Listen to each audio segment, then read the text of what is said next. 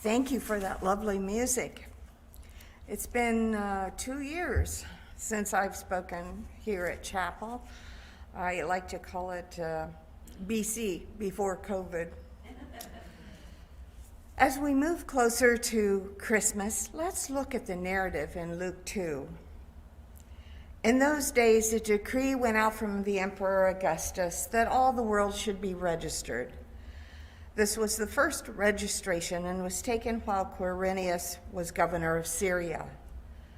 All went to their own towns to be registered.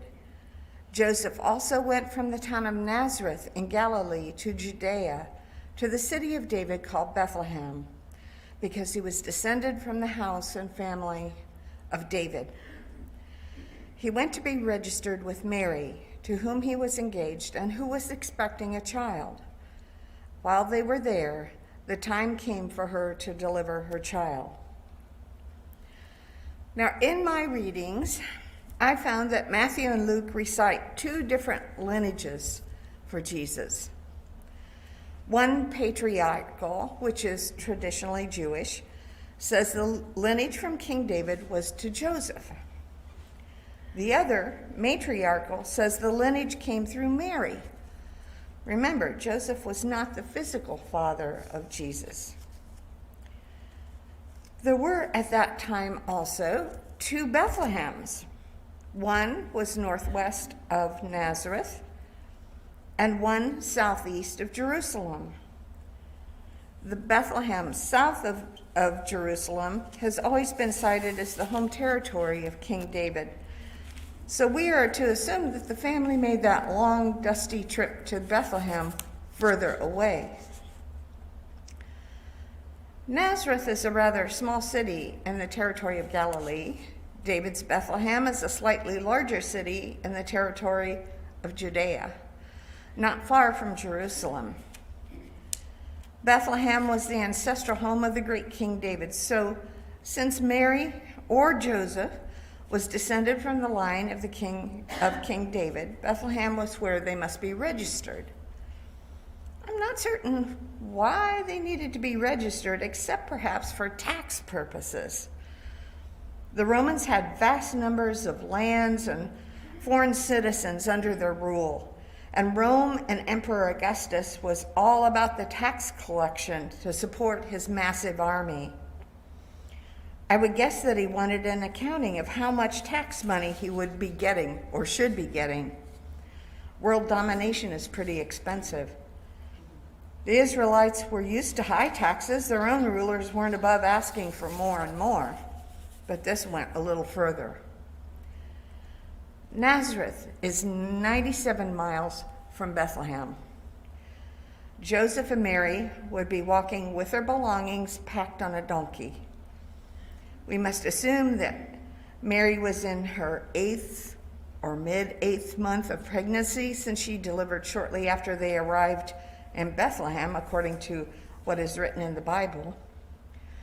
Walking 97 miles or riding a donkey 97 miles was no vacation. We're talking at least 2 weeks of travel.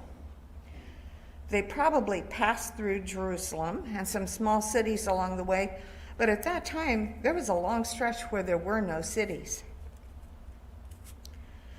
There is some speculation among theologians that the trip was not really necessary, that Joseph could have just said he was from Nazareth and not moved his pregnant wife all that distance. But Nazareth wasn't a very friendly city. Remember, they didn't appreciate Jesus as an adult rabbi.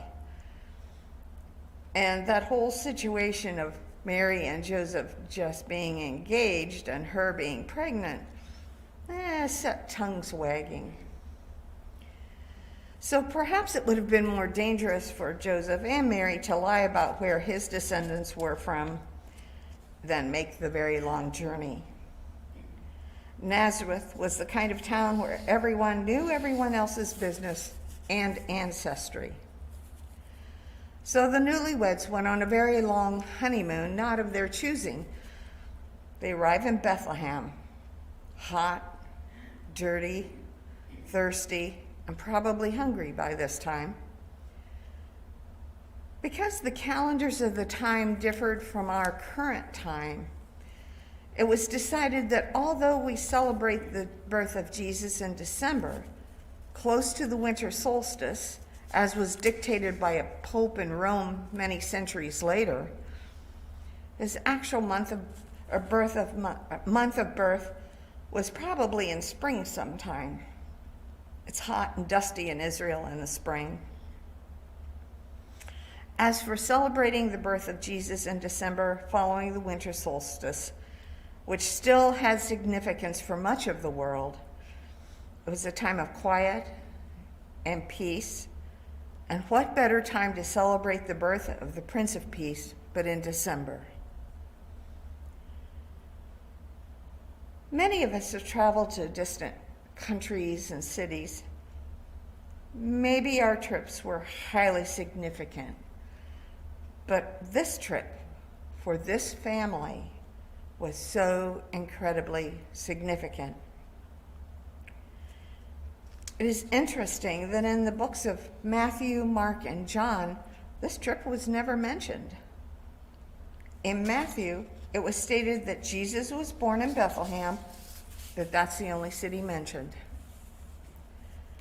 We also read the narrative that the baby was taken to Jerusalem, to the temple, after 8 days. They definitely didn't return to Nazareth after Jesus' birth. The narrative also said that the family always went to Jerusalem for Passover. So the implication was that the family continued to live in Bethlehem. And only one narrative in the Bible talks about Herod, upset that a new king was born in Bethlehem, ordered the murder of all male children aged 2 or younger. Joseph and Mary fled to Egypt to protect their son and lived there several years. That was another very long, tiring trip for the family.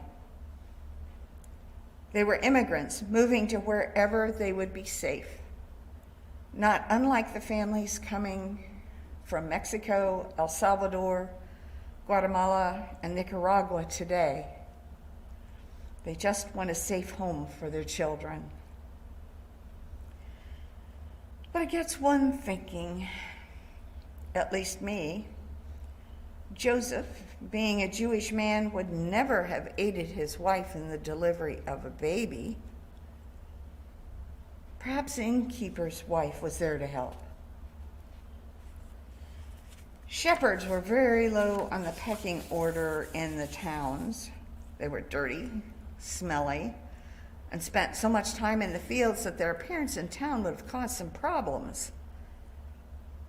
And those 3 kings, well, maybe they were more like wise men, prophets, seers. And if they really came to see the king they had heard about, wouldn't that have caused a stir in Bethlehem? Foreigners usually do make people curious, fearful even. This is my take on the narrative. I think Jesus' birth was a quiet one, an ordinary one. Mary and Joseph, and perhaps Elizabeth, Mary's cousin, knew of Jesus' special purpose, but it wasn't something they proclaimed to the world.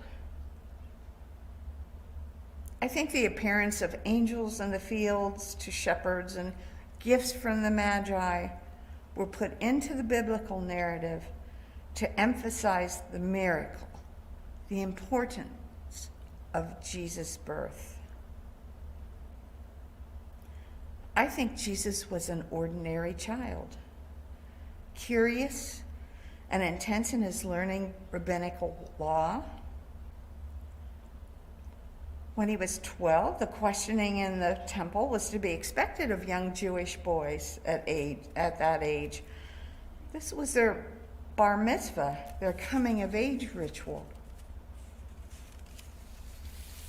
The true miracle, in my eyes, is who Jesus was came with his baptism by his cousin John.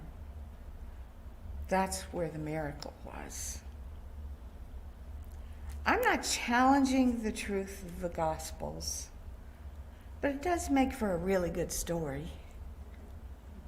Uncertainty, strife, desperation, drama, moving, always moving.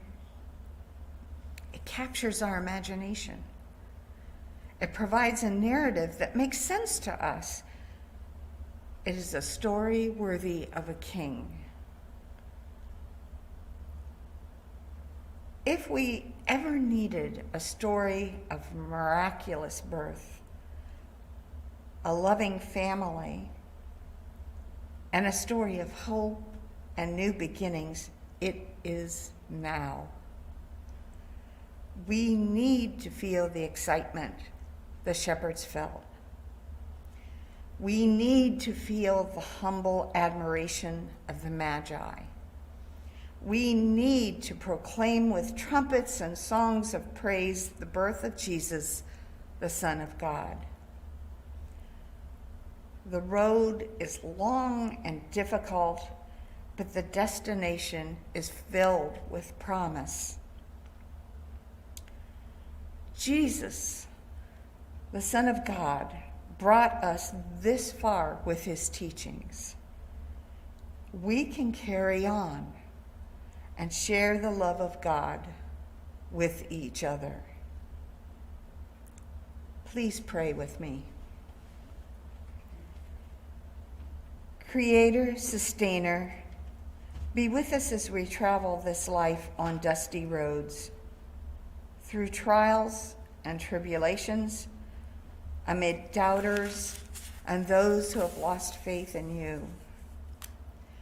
Give us the excitement of the shepherds and share the admiration of the Magi as we celebrate the birth of your Son, Jesus. Amen.